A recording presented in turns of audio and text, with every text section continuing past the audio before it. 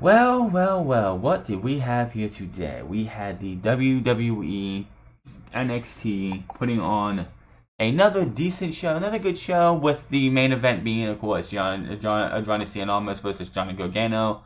We had Velveteen Dream versus No Hair Jose, Nikki Cross versus Vanessa Bourne with an announcement of the Dusty Road Tag Team Classic, which is great. We'll get to that in a second. My name is The France, and I am here for our NXT review for February 21st, 2018.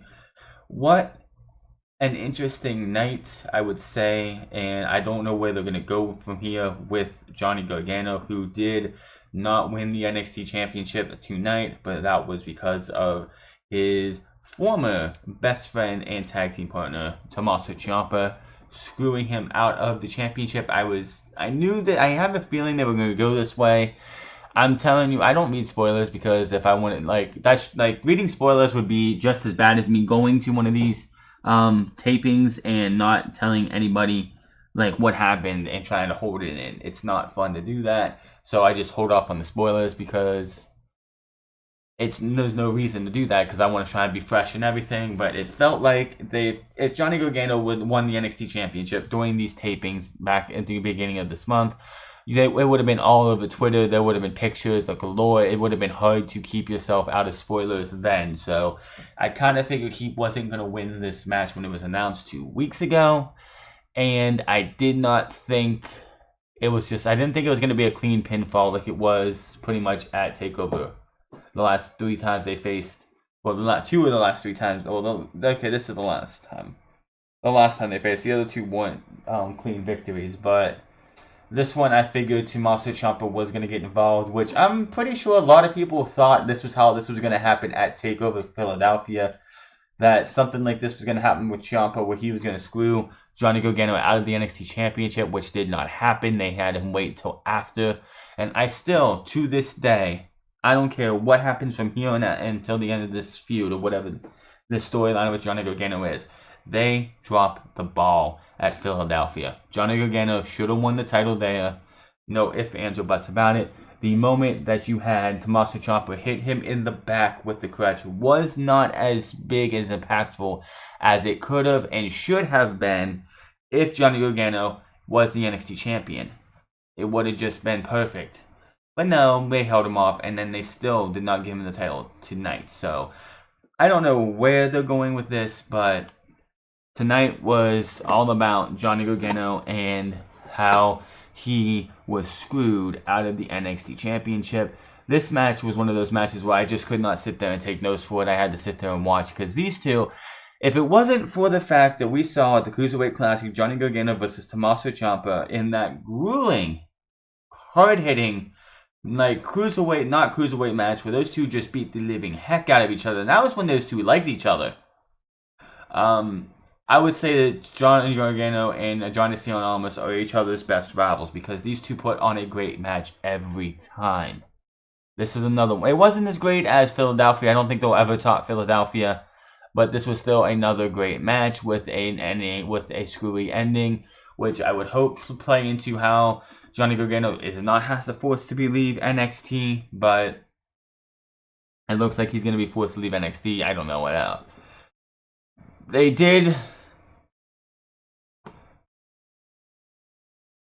We did have both Candice LeRae and Zelina Vega were out for the match for the first 5 minutes. I mean, Johnny Gargano goes to do a dive over the ropes at the beginning of this match. Zelina Vega pretty much stands in front of Almas, and Candice LeRae is like, we're not going to have this. She runs into the ring and does a suicide flip onto Zelina Vega, and she just chases her off. That was beautiful. It was great to get the women out of the way right off. It wasn't going to be one of those things that was a screwy finish later from the women, because it just would have made it it would have taken away from what Tommaso Ciampa was going to do.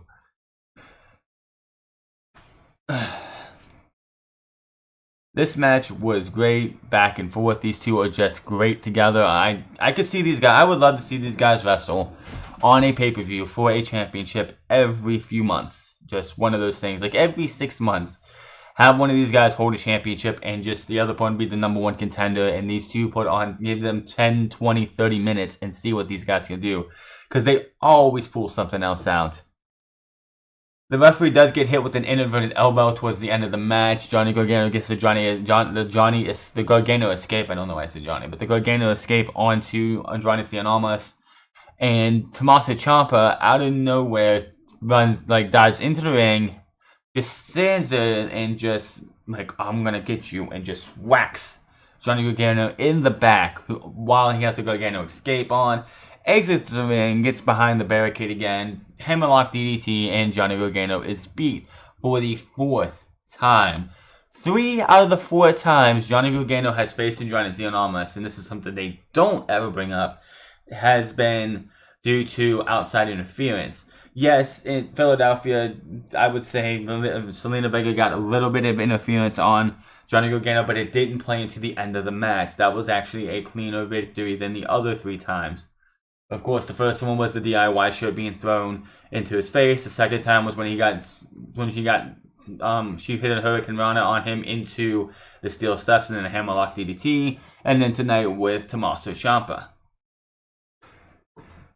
Post-match, Almas and Vega was celebrating as they leave. Johnny Gargano was sitting in the ring as the thank you Johnny chants, and Candice LeRae comes in and sits beside him. Mike Rome, who was was the ring announcer for the night, reads the stipulation that Johnny Gargano must leave NXT now. Then a no chant starts to break out. Candice helps Gargano up, and the crowd gives him a standing ovation. Thank you, Johnny chants as he and Candice hug in the ring. Gargano salutes the crowd, and they exit the ring. On the stage, Gargano leaves.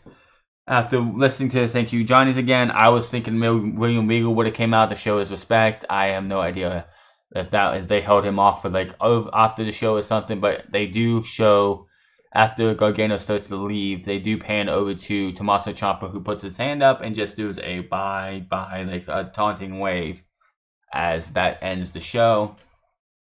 So I don't know where this is going. I don't know what they're going to do. I'm hoping this is only a temporary thing. I don't see them bringing Johnny Gargano up until this feud with him and Tommaso Ciampa is over. I wish it wouldn't have ended with him having to leave NXT. I think that was just a little stupid. They could have made it so that him and Tommaso Ciampa, Andrade Cien Almas, he never gets another shot at the NXT Championship. That maybe, but putting his career on the line, I don't know why.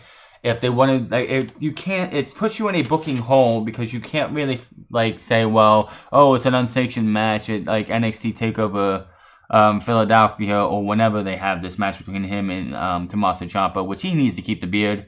That whole beard thing. If he tries to trim that down, he should not, because it just with his Black Heart gimmick, yeah. So that was how NXT ended.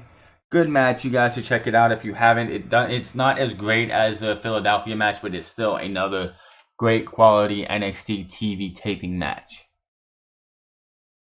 Velveteen Dream versus No Way Jose started off the show. Crowd chants Velveteen through the majority of this match. It looks like Jose is not really happy about, he's surprised that everyone's all up in everything about the Velveteen Dream, so that's good. Match starts off and they lock up. Dream with the attack first. Dream taunts Jose. Just gets up and starts to taunt, and Jose comes up and just nails him with a beautiful lariat to take control. Dream with an elbow off the turnbuckle and double axe handle to Dream to drop him. Basement slide to Velveteen Dream, who was on the apron, to the outside. Then they jump over the ropes onto Dream as they go to break. Back, Jose eats a kick from Dream, who's hot shot Jose off the ropes with that hot shot, where you have him up and you drop him onto the top rope, which is a very dangerous move. And of course, anybody does remember Bart Gunn decapitated Billy Gunn back in 1995 with this, 94 and 95 with the same exact move. Something you should not really do, because if it's done wrong, you can legitimately hurt somebody, and yeah. Dream goes up for the purple rainmaker, but eats boots from from No Way Jose for a small pack. He puts him in a small package for the 2 count. Jose tosses Dream halfway across the ring twice, then clubbing blows by Jose. Then he picks Dream up again and tosses him into the corner. Jose showing off his strength. Pop-up punch turned into a drop kick, then a rolling Death Valley driver for up top for a 2 for the Purple Rainmaker from Dream for a 3 count. The new winner is the Velveteen Dream. Now, No Way Jose, in my opinion, has turned into the CJ Parker of 2018. Anybody who knows who Juice Robinson is in New Japan Pro Wrestling, he was in NXT when NXT became as it is, like, started to become as mainstream as it is now in 2014, 4 years ago, mind you. And he was the guy who would come, you would face, and he was the jobber. He would put people over. That was what Johnny Cena almost was doing way before Zelina Vega became his manager. So it went from CJ Parker to, I'm not sure, to Johnny Cena almost, and now it looks like No Way Jose, which in my opinion is not anything more than just a sideshow act on Monday Night Raw or SmackDown Live. Whenever they do call him up, that act is not going to go anywhere. He'll be in catering half the time for this gimmick. And now, him losing a lot, maybe, and the fact that crowds are chanting other people's names, maybe they'll pull a heel turn on him, and the dancing will stop, and we'll see a different side of No Way Jose, because this gimmick, by the way, I just never liked. It felt like an Adam Rose gimmick where it wasn't going to go anywhere. It's when he comes up to the main roster, this dude will be buried from day one, just because that's how WWE rolls with characters like No Way Jose. And the name just needs to go away, because No Way Jose is an awful name. Dream grabs the mic and says the NXT Male Competitor of the Year, the Dream Match of the Year, the Match of the Year, the competitively the best wrestler of all for the year was the Velveteen Dream. Aleister Black, Oscar, Tyler Bate, no one cares. As you can see, the Dream's name is on the tip of everyone's tongue tonight. And if you can't see that, then I don't have time for you. So, I don't know. We still have another 3 weeks to go from these tapings, and then another 3 weeks after that, I'm pretty sure. Another 3 weeks after that. Let's see here. Yeah, 1, 2, 3... Yeah, we'll have another 4 weeks actually. We still have another month. So they have another month and a half. Like another 4 weeks after these tapings are over. So we have another 7 weeks before NXT TakeOver New Orleans. What are they going to do with the Velveteen Dream? Will he be at TakeOver New Orleans? I do not know. I don't know who he'd be facing if he was. Maybe he will be in line to face Pete Dunne at NXT TakeOver Philadelphia, New Orleans for the NXT Championship, UK Champion, the WWE UK Championship. We already know from this legal announcement that came up that the Dusty Road Tag Team Classic will be back in 2 weeks. The winner is this year's, which they should have did the first and second time, but the first time was Samoa Joe and Finn Balor, and that broke those two went from being buddies to enemies, and of course Samoa Joe took the NXT Championship away from Finn Balor at a house show, which I don't know why the hell they did that, but they did. This time, and last time too, which was a pain, they had the Authors of Pain win that match, and I don't think they really did anything with that. It was just, hey, you won it, and then here you go. They had to earn themselves a tag team title match. So there's going to be 8 teams, I'm pretty sure. With how much time they have between now and Philadelphia, I'd say 8 teams is about right. But they didn't announce anything like that. We had TM61 during the show. They put a tweet out about that. They showed a tweet from TM61, and they showed, and then I looked on Twitter before I got on here, and it looks like the Authors of Pain are also putting their hat in there. So that's 2 teams. I say Sanity, like the Authors of Pain, TM61, Sanity, the Tag Team Champions are not going to be in this. The Street Profits, War Machine's going to have to be in this somehow. And that leaves 3 more teams. I'm not sure who's all going to be in this. But, yes. This is something that's going to be nice.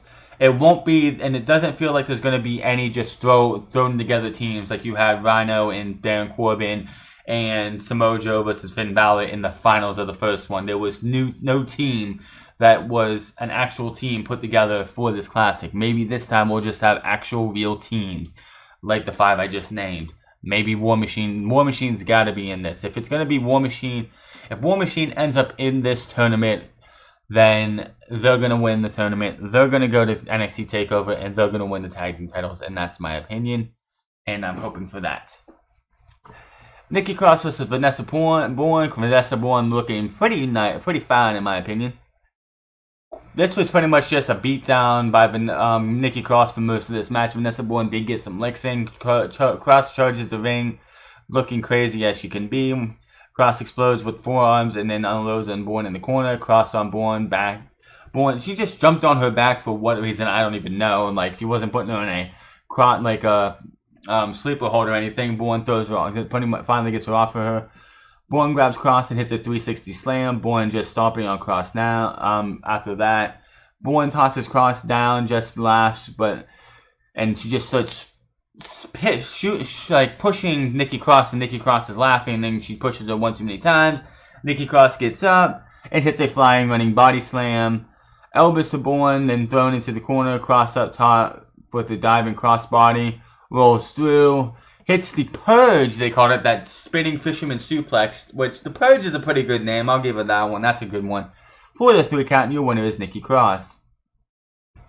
Then we have them announce Kairi Sane and Shayna Baszler next week on NXT TV. Now, I already talked about the main event. We're not going to get into that again. But what are they going to do next week? When this is the only match that they've named for next week. Usually we get maybe 2 matches for the next week's show. We only got 1 this time, and that's Kairi Sane versus Shayna Baszler. Why this match is happening on NXT and not, if it is, it's got to be a number 1 contenders match for New Orleans. If it's not, then I don't know why they would have it. Will they have Shayna Baszler lose already to Kairi Sane? I don't think so. I think the Pirate Princess is going to suffer her first loss in NXT where she was pinned. I mean, she did technically lose the Fatal 4-Way at Houston War Games, but she wasn't pinned, so I don't think that counts. She's probably going to lose this match. They seem to have more favor in Shayna Baszler than they do Kairi Sane, so that is going to happen. I do believe, from what everyone said about Ricochet, this is going to be his debut week too, which I'm looking forward to that. There was no confirmation on that, which I wish they would have said, making his debut next week, but they don't want to spoil that. I feel like I think it was next week is what people are saying, and it was one of the biggest things. It blew up the entire Twitter sphere when it actually happened. So I think that's next week's episode, which if it is, you have Shayna Baszler and Kairi Sane, and you have the debut of Ricochet, which I am looking forward to. I'm hoping it's next week because I know it's coming in these next 3 weeks, and I just wanted to get over with so I can see what it is. It's building up, and if it continues to build and build and build, it's just boom, it's going to explode, and it's I just wanted to get done and over with. But I know this is a shorter episode than usual. We only had 2 really matches to talk about. I don't know where they're going with Johnny Cena on this now. It looks like it's going to probably be Aleister Black and him at NXT TakeOver New Orleans, even though I would love to see Killian Dane get an NXT title match of his own. But I'm pretty sure him and Aleister Black are going to have a match in this tapings, if not in the March tapings, which I do not know. I could see them holding it off until we get to the March tapings in Full Sail, but we will see when we get there. This is all we've got. That's all I've got for now. I will be back here for Unscripted, which is going to have news on why Jeff Jarrett is being inducted into the WWE Hall of Fame, more news on Dolph Ziggler's contract, and if I can get any of them on this Roman Reigns steroid allegations, I will get you that on Unscripted on Saturday. Friday, we'll be back here for preview and predictions of the WWE Elimination Chamber, where we talk about the men and women's chamber matches, as well as Asuka versus Nia Jax, my predictions on what's going to happen, and I will see you guys then. Make sure to follow me on Twitter at TheFronts. Find me on twitch.tv/TheFront08, and I will see you guys on Friday.